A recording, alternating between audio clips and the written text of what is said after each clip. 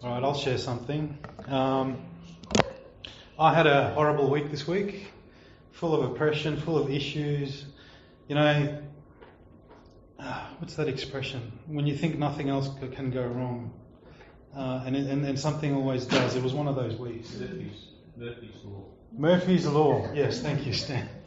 Yeah, it was one of those weeks. And it eventually got to the point where I was just wondering what else is going to go wrong. It's not a godly way of thinking, certainly not a godly way of speaking, but that's the situation I found myself in, and it just progressively got worse and worse. And I did receive a word from the Lord, and I thought it was for me, but I got it again today. So I want to share it with you guys in case you find yourself in the same situation.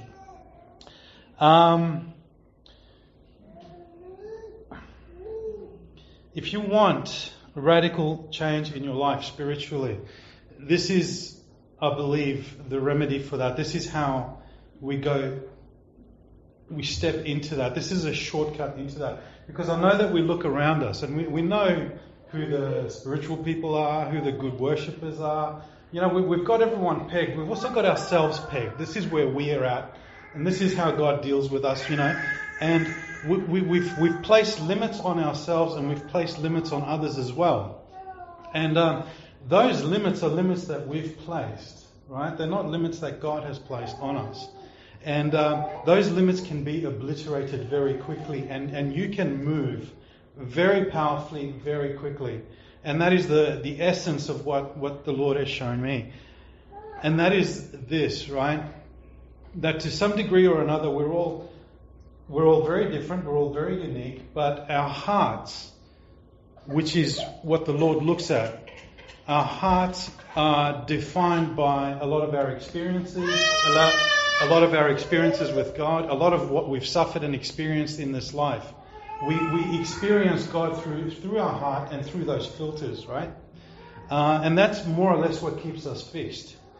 But there's a way around that. All right? If you want more of God, if you want to receive more of God, if you want to walk more powerfully with God, if you want that intimacy, that love, that relationship, the miracles, it's easily had. There's a bit of work involved, but it's easily had. All right?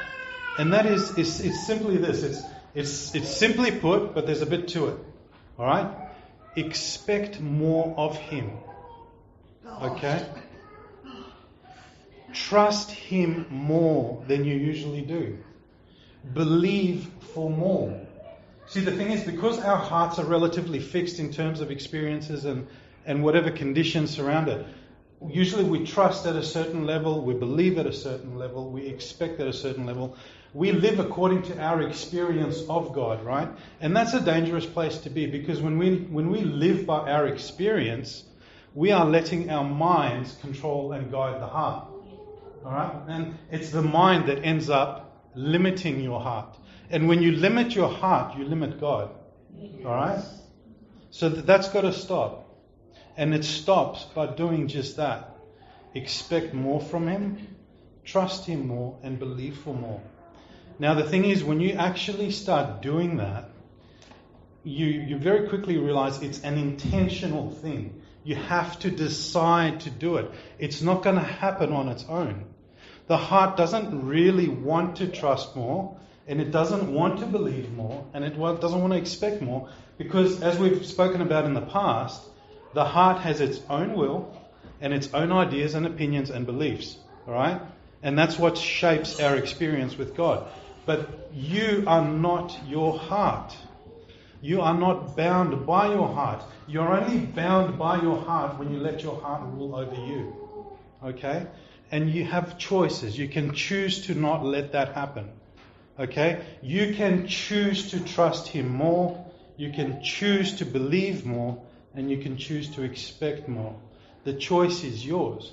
And when you do that, things can change quickly and radically and powerfully. I have experienced miracles in my life simply by doing that. All right? It does take you out of your comfort zone because it challenges the heart. The heart's going to resist a little bit, but you can move past that. You choose to do it. It's sort of like It's like blowing up a balloon, right? When you get a balloon for the first time, it's rubbery and tight and small. When you blow up a balloon, it doesn't blow up in one breath, right? You blow a little bit, it stretches a bit. And you blow a little bit more and it stretches a little bit more. You blow a little bit more and it stretches a little bit more. And eventually the balloon is fully blown up. That is how trust and belief and expectancy work. Sometimes we're disappointed because we try and do it, but it doesn't happen straight away. So we think, oh, it can't be done, or I can't do it. But what you can do is you can do a little bit at a time. A little bit at a time, a little bit at a time. And you do it by choice. You choose to do it. And you do a little bit more every day. You trust Him more, you believe more. And as you trust more and believe more things happen. You get more of God in you. Like a balloon that blows up, it becomes filled with air. The more we trust and believe, the more we get filled with God. All right? And the more we're filled with God, the more things change.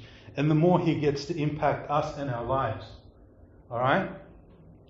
So, imagine yourself like a balloon.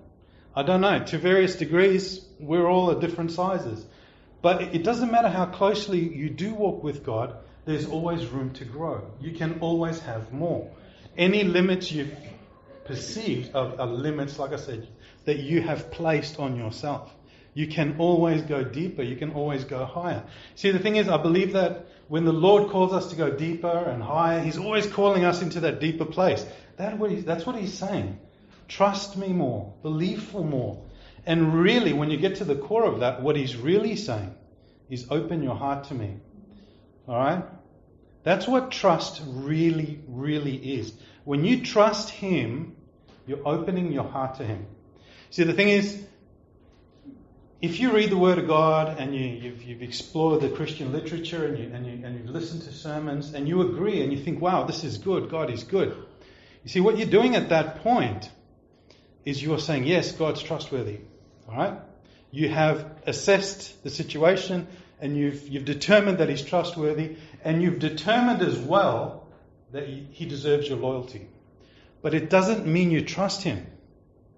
He's worthy of trust. You see, when it's with the intellect, when you do it intellectually, you decide that He's worthy of trust. But to truly trust Him, you have to open your heart to Him. Okay? That's when things happen. That's when things change. That's when things take you to a next level. Most of Christendom has come to that point of deciding, yeah, I'm loyal to you because you are good. And yes, you are worthy of my trust, but they haven't gone further. And the further is the place of the heart, the opening up of the heart. So when you trust Him, I'm not asking you to be loyal to Him or to think He's trustworthy. I'm asking you to open your heart to Him. All right? It's a different thing entirely. All right? And when you do that, you can have more of Him. You can have more intimacy with Him. You can be filled with Him, and I've tasted it. It's amazing. I say also that it's going to pull you out of your comfort zone because your heart will resist you. All right? You see, the thing is, life has a way of shutting down the heart. I'd say the enemy has a way of shutting down the heart. The problem there is that when we experience suffering in this world, if we don't process that suffering correctly, if we don't understand it correctly, then what ends up happening is the heart turns that as an accusation against God. All right? You didn't protect me. You allowed this to happen. All right? And the heart starts shutting down. The heart starts turning away from God. That is one of the things that shuts down the heart. And that's one of when the heart shuts down, it's the very opposite of what I'm asking you to do now, to open your heart to Him. This is why your heart's going to resist you. Past experiences that you haven't processed properly. Because the heart does believe lies. All right? And this is one of the ways the lies come through. So, this is what I'm saying. Expect more from Him, trust Him, and believe Him. But be intentional about it. Choose to do it and spend time doing it. Not 5 minutes, 10 minutes. I'm talking half an hour at least every day. Every day. Like a balloon. Just keep stretching and stretching and stretching and growing and growing and growing. That is a shortcut to a very rich and powerful life in the Lord. If you want to experience Him, that is the opportunity you have now to experience Him to a greater level. You have the choice. Don't think by any means that you are fixed where you are. If you are where you are and you think you're fixed, it's only because of the limits you have placed upon yourself. You can choose to have more, and you can have more relatively quickly. Okay? Alright, I think that's about it. I've got my notes scattered everywhere. Alright. That's it. Thank you, guys. Thank you. Okay. Yeah. It is. That was God's answer to my position, to my situation. I was shutting down. I was getting beaten up. That was His answer. Not to come along and change my circumstances. Not to come along and pull me out of trouble, but to change my heart. See, He comes into the heart, and then through there He'll change everything else. Really. Jesus said, in the world you will